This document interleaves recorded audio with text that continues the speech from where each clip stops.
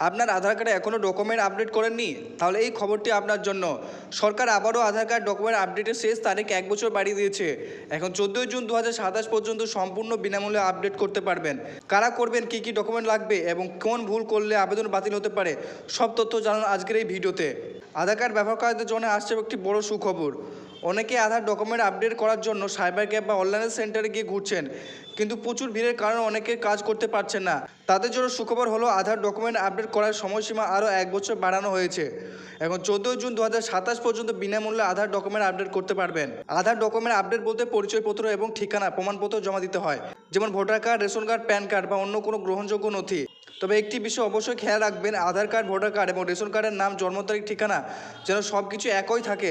যদি কোনো তথ্য ভুল থাকে তাহলে আগে সংশোধন করিয়ে নিন, তারপর ডকুমেন্টে আপলোড করার জন্য আবেদন করুন।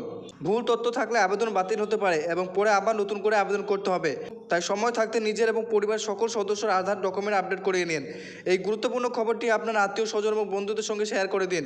ভিডিওটা ভালো লাগলে একটি লাইক করে দিবেন।